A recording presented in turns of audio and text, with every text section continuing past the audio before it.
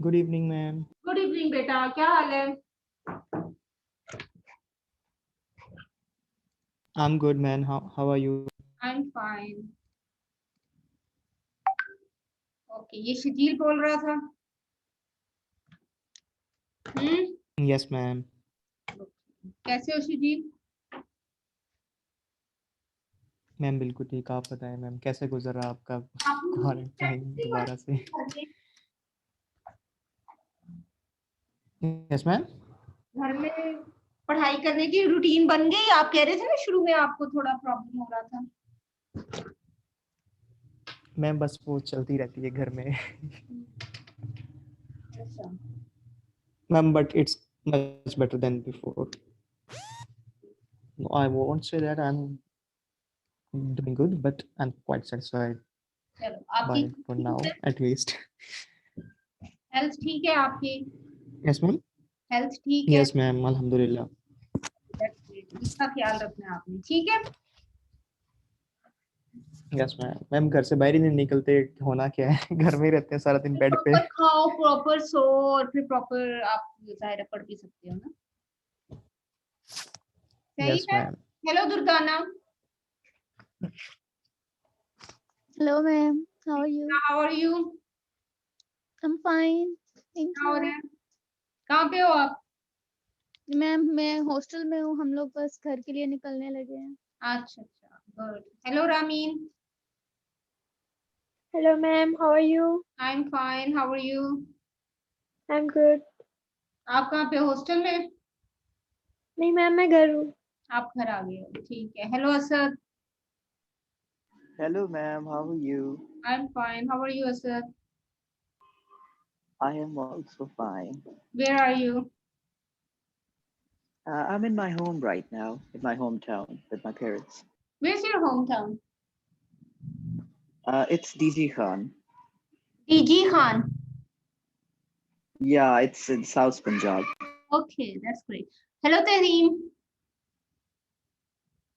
Assalamu alaikum, ma'am. वालेकुम सलाम. How are you? Ma'am, I'm good. Thank you. How are you? I am fine, thank you. चलो, I think we can start, ठीक है?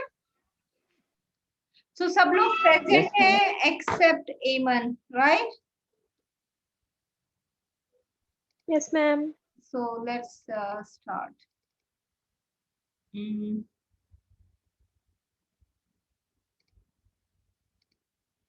Okay, I will share on this with you. Okay, what were we studying last time? क्या पढ़ रहे थे हम लोग? Can we do a recap? Now it's so noisy, I can't open my mic. क्या?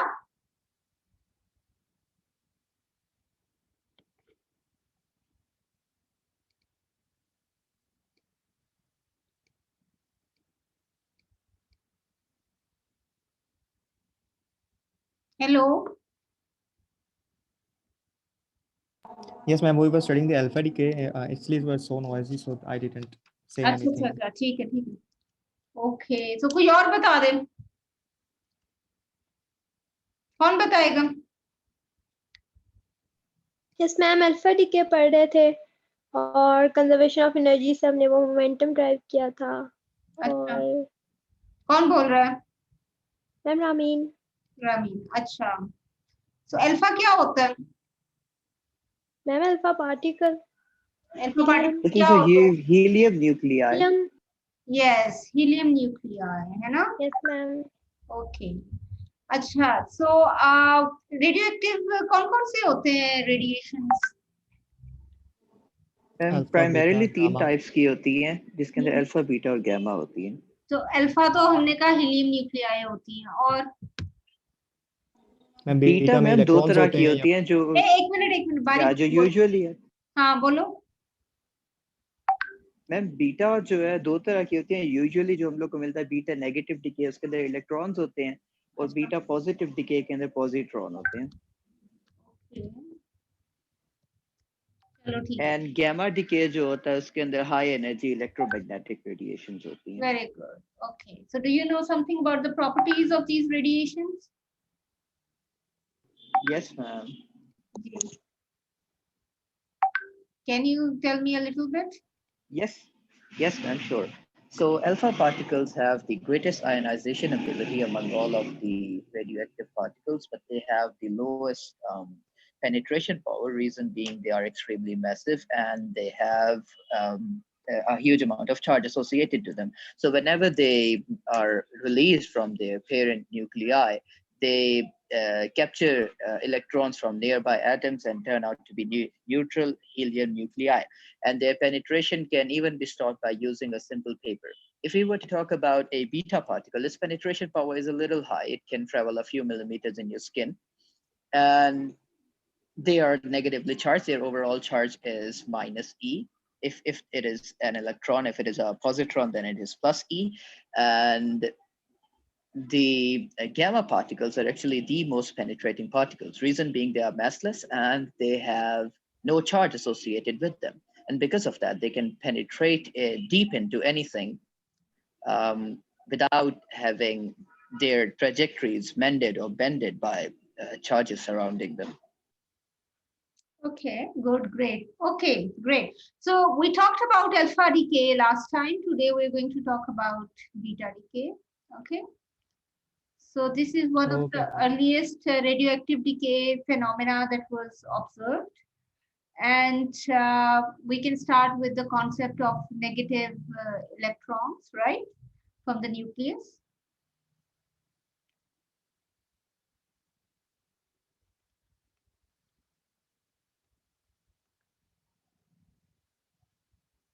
Okay, so again, the inverse process also takes place when, for example, there's a capture by a nucleus of an electron from its atomic orbital. So Yes, both these ma'am. processes happen, and the Curies observed this process for the first time of a positive electron being emitted, as you said, which is called a positron, right? So they observed the emission of a positive electron in the process of radioactive decay.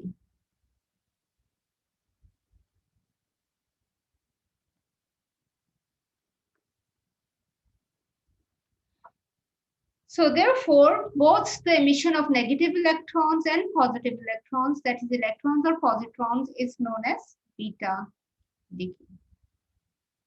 Right? Electron capture is also, in which proton is converted into a neutron. That's also some kind of beta decay. Mm-hmm. Okay, so let's go and write these reactions. Let me erase this first.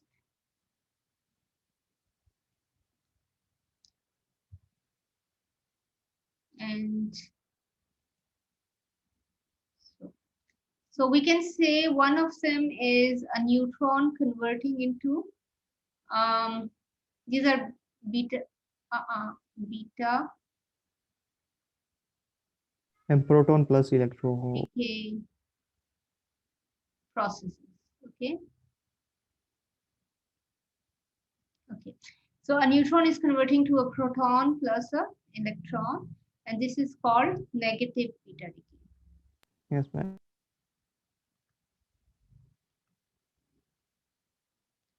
So this can also be represented like this. And then the second process would be a proton being converted to a neutron plus a positron. So this will be a positive beta decay.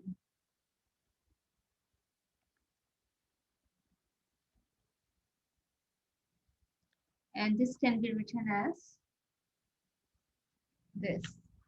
And then the third one can be a proton plus an electron combining to produce a neutron. So this is an orbital electron. Orbital electron capture. So this can be written like this. Okay, so we are talking about, under the category of beta decay, we're talking about three processes. One is the conversion of a neutron whereby you get a negative electron. The second is the conversion of a proton, whereby you're getting a positive electron.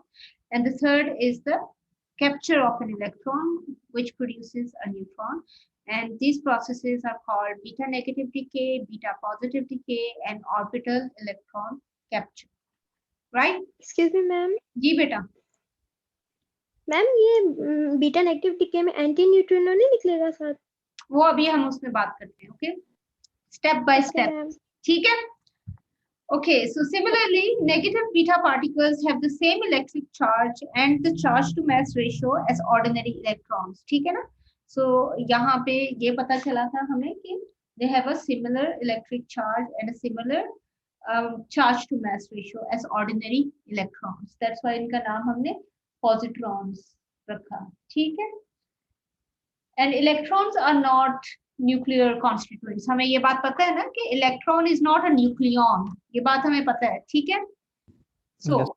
beta decay process may be regarded as creating an electron from the available decay energy at the instant of decay. ठीक है? So इसलिए हम कह सकते हैं कि beta decay process is a process जहाँ पे an electron is created. For example, आप इधर देख लें और इधर देखें. ठीक है ना? So because when this decay process is taking place, there is extra energy available, and this extra energy helps create this particle. And this electron is then immediately ejected. So now we can try to make a comparison with alpha decay.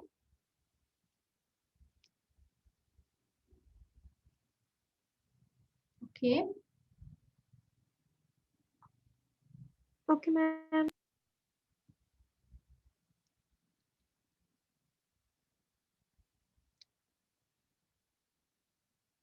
Okay, so when we try to compare with alpha decay, we know that in alpha decay, the alpha particle may be regarded as having a previous existence inside the nucleus.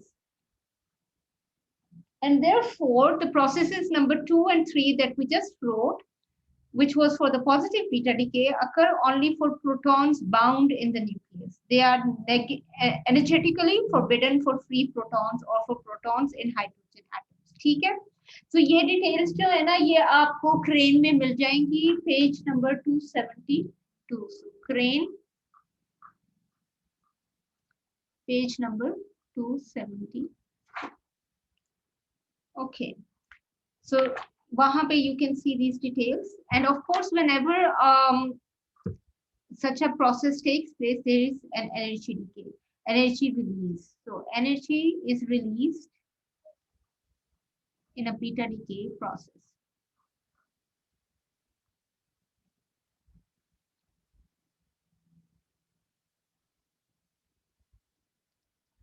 So alpha particles are emitted with sharp, well-defined energies equal to the difference in mass energy between the initial and final states. All alpha decays connecting the same initial and final states have exactly the same kinetic energy. हमने last time we wrote the expressions for these energies and we also derived them.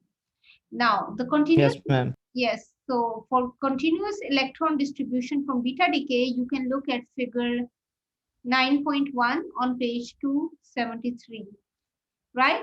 So in that case, in this figure, you see that there's a continuous electron distribution, and this was a confusing experimental result. Achha, physics have evolved in a very interesting way. People performed experiments and they got results that were unexpected, and then they had to dig out and find further what that result means. So getting a strange result does not mean that you did something wrong. Getting a strange result can also mean that you discovered something new, right? So this was the case. Yes, in this case as well. In this case, they got a result which was strange and they were not able to understand it at that point, and therefore they had to explore further to try to understand what was happening and why they were getting strange results. So getting a strange result can in fact be the road to a new discovery. Okay.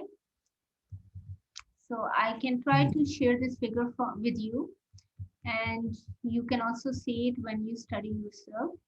So this is on page 273.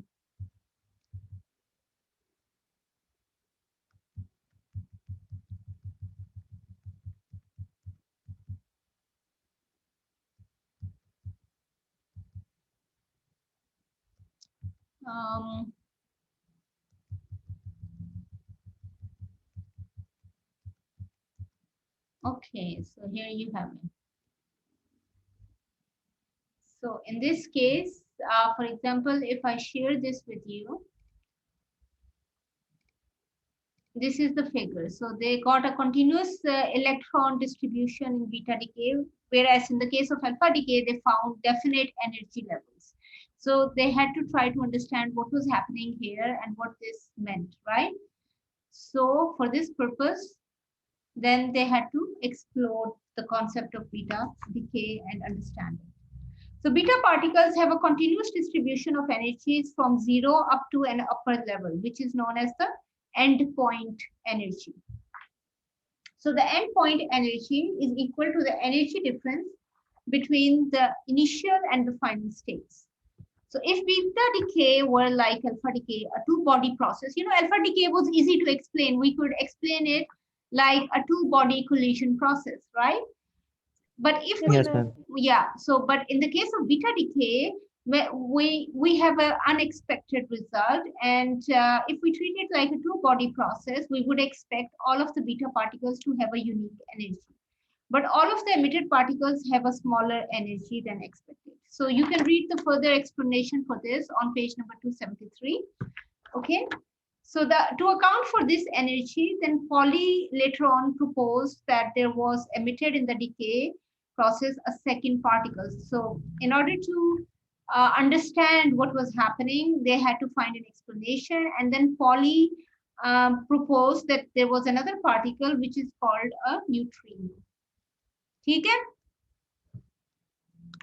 Okay, Yes, ma'am. ma'am.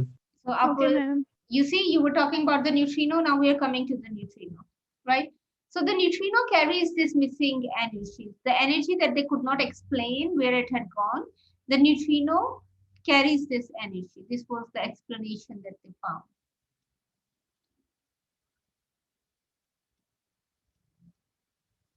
They could not explain it just like the simple case like we did in the alpha particle case.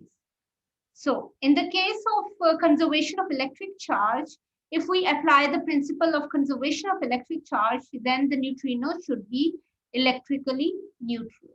Okay. Neutral.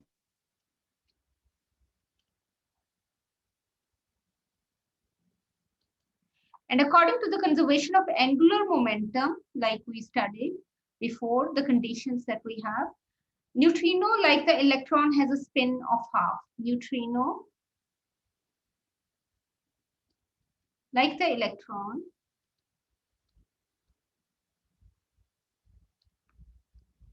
okay, has a spin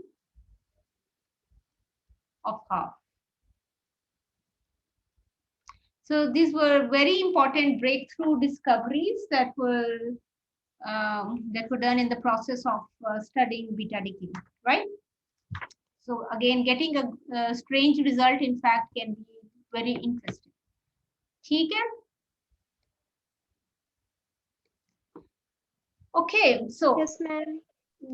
therefore, then it was later on found out that there are two types of neutrinos emitted in beta decay. So two types of neutrinos are emitted in beta decay. So we have a neutrino, which is represented by the symbol nu, and we have an antineutrino, which is represented by nu bar. So in beta decay, antineutrino, so now we can come back to the types of decays we studied. In beta negative decay, an antineutrino is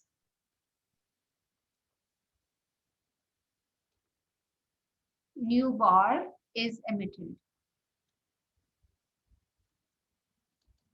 And in beta positive decay and electron capture, ये क्या हो रहा है?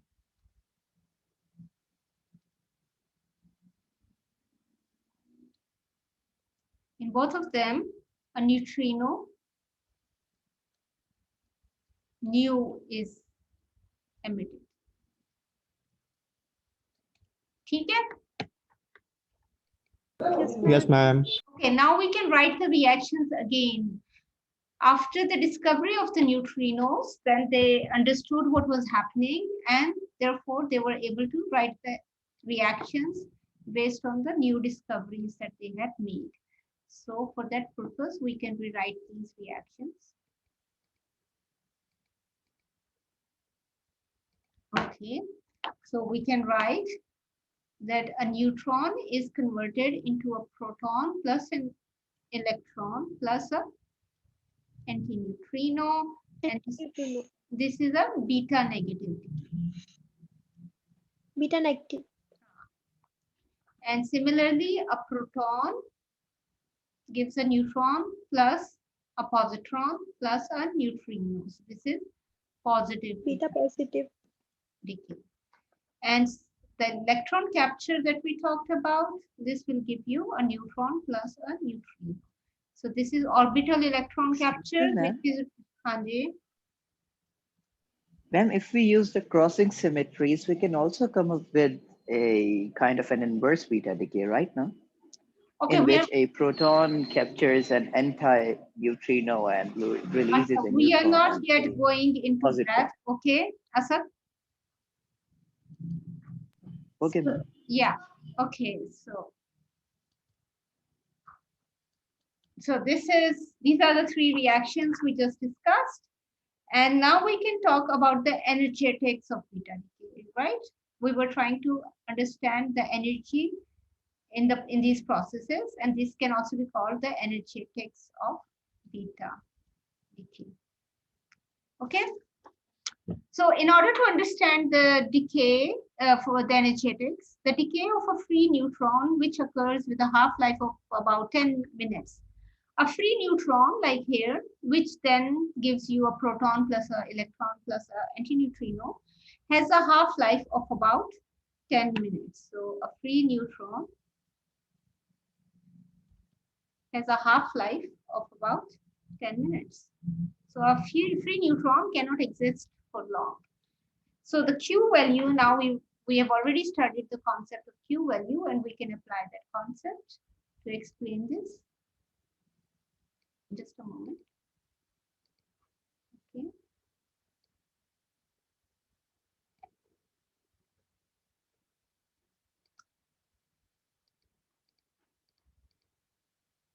Okay, so what was the Q value?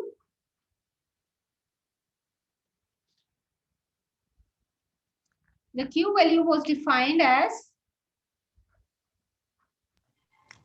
Sum of masses into c square. okay, yes. And anyone else? It was defined as the amount of energy produced in a nuclear reaction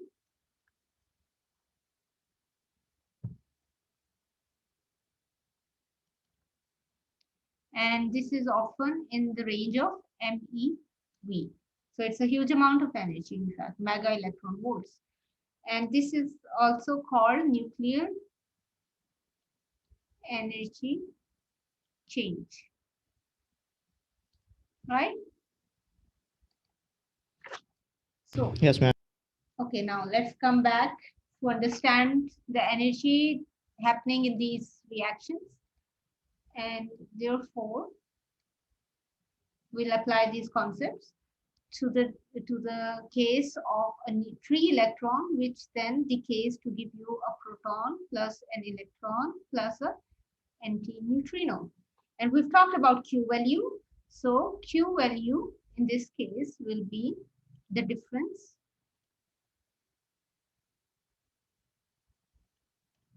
between the initial and final mass energies. Okay, so we can write Q is equal to Mn minus Mt minus Me minus M antineutrino multiplied by C squared. So this is equation 9.1. So the net energy released in the decay. So in this case, the Q value is the net energy released in the decay. Okay. So Yes, ma'am. the Q value also is equal to the total kinetic energy given to the decay fragment. So in that case, we can write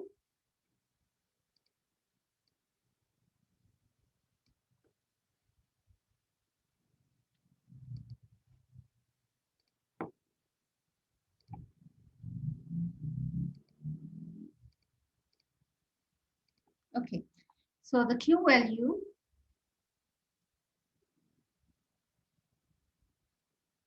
is also equal to the total kinetic energy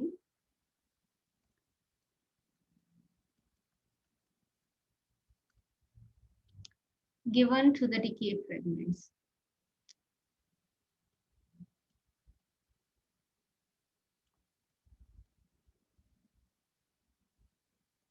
So in this case, Q is equal to Tp plus Te plus T antineutrino. You remember that the sign T here is representing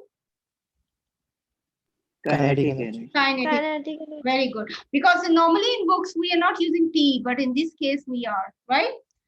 So if we ignore Tp, so whenever you're using a symbol, it's good to define it. And every book that you study will define the symbols that it uses. Okay. So if it's not defining it in that chapter, it might have defined it in a previous chapter. Then you can go to the index and find it there. Okay. There's always an explanation.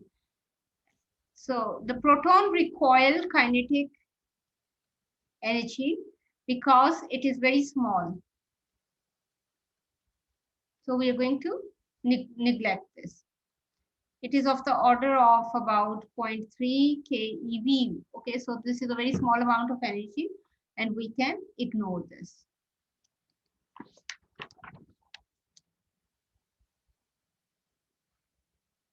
Therefore, we can say if we ignore this Tp, then we can say that the energy of the electron and the anti-neutrino will then, these will be the two particles that will share the total decay energy. Okay, so if this is ignored, then we are only left with the electron and the antineutrino, and they're going to share this decay energy.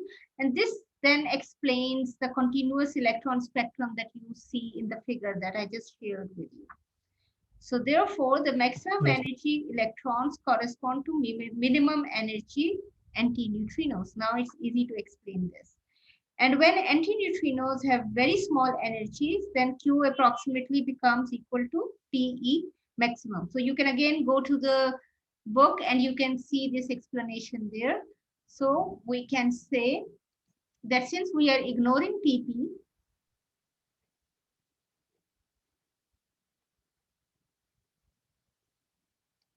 okay, so it means that the maximum, that the energy is shared between just these two particles, the electron and the antineutrino. And then we also know that antineutrinos have a very low amount of energy, and therefore the Q becomes approximately equal to the energy of the electrons.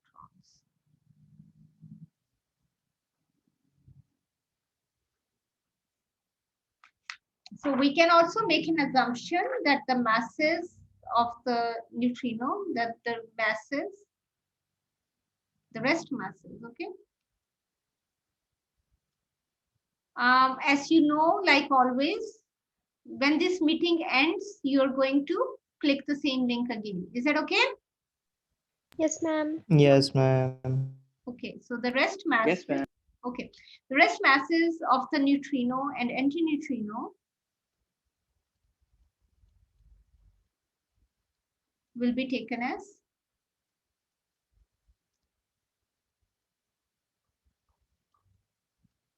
zero.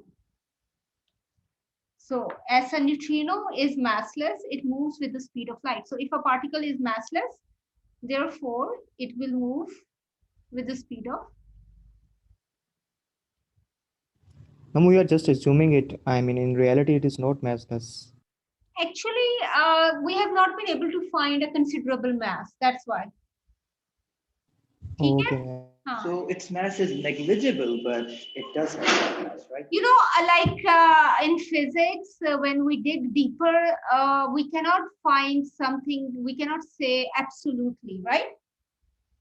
So, but since we are not able to find any measurable value, then that's why we can say that it is massless. Okay? But I have heard that only those particles are massless whose spin is a whole number spin. Like only baryons can be massless, Okay. not fermions. Okay. So So maybe is that true or not? well, actually, you know, we never know the complete truth. So we can try to find out, but so far, like for example, I am right now working on the energetics of this beta decay. So in order to explain this, these are the assumptions that we are working with. ठीक है ना? And these are based on what the scientists have reported in this. But of course, further research is always taking place. There's always room for, that's the point of science. You should always be open to a result that may contradict a previous result, or sometimes it does not contradict it, rather it adds to it. So we cannot say something is completely wrong. But in order to, for example, teach, we normally base our teaching materials on what has already been accepted as you know, the standard theory in that field, right? But then when you go to research, then you can discuss questions that are open to you know, further investigation, or you're getting some information that you might need to relook at or re-explain and so on. ठीक है? So at the moment, Yes, ma'am. yeah, at the moment we are Yes, ma'am. only working with the theory that is established already, right? So what you're reading is fine and it's great, and of course, every day you find new things, right? But sometimes these things are proving what was previously discovered, and sometimes they add to that, and sometimes they might even change the concept, right? Anyway, so according Yes, to ma'am. yeah, according to relativistic dynamics, as we know, according to relativistic dynamics, you can see these formulas in the appendix of Crane. This is A2, page 816. So this is where I took these formulas from. You can see that T is equal to E minus MC squared, or we can write E is equal to T plus MC squared. So T is defined as the relativistic total energy. This is the relativistic total energy. And T, as we just said, is the kinetic energy, right? Okay, so for the electron, if we apply this equation, we get E is equal to T E plus MEC squared. Because we are considering the neutrino to be massless, it moves with the speed of light, and therefore we can say that E nu is equal to T nu.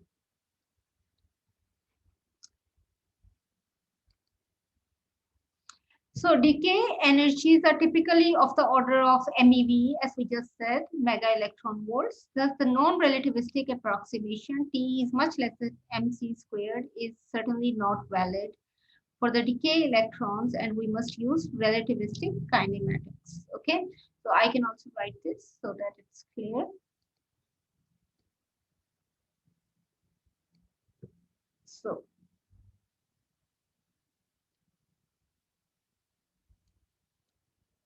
decay energies are typically of the order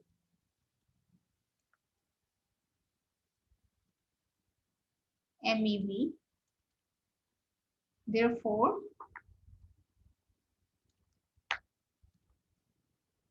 the non-relativistic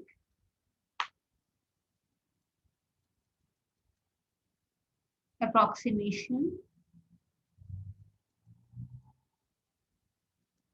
which is T is much less than MC squared,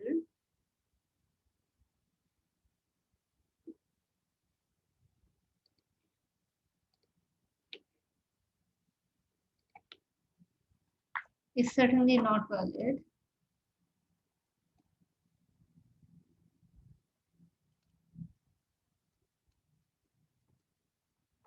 for the decay electrons.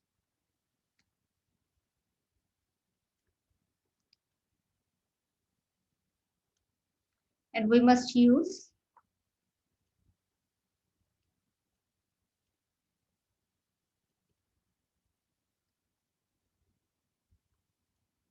relativistic kinematics.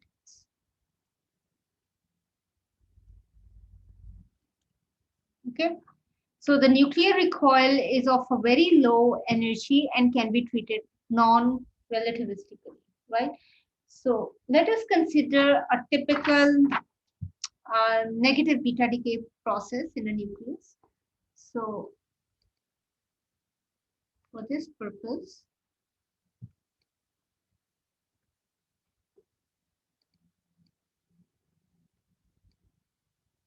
okay, so let us consider a negative beta decay. And in this case, like we know, the neutron will decay to give you a proton plus an electron plus an antineutrino. So we can write this as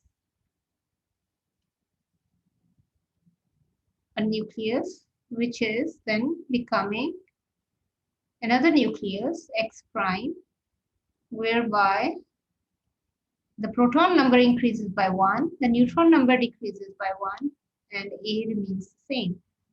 And this happens, right?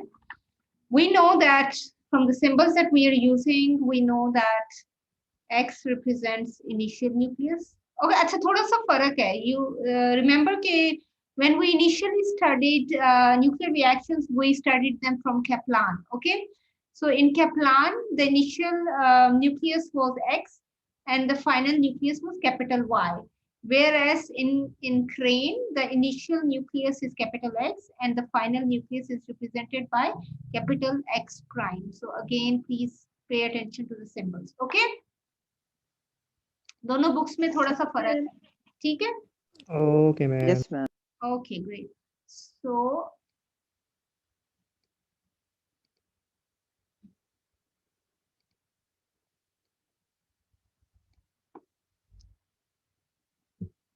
we can write Q beta is equal to Mn into X in Z minus Mn into X A Z plus 1 and prime. So this comes like this.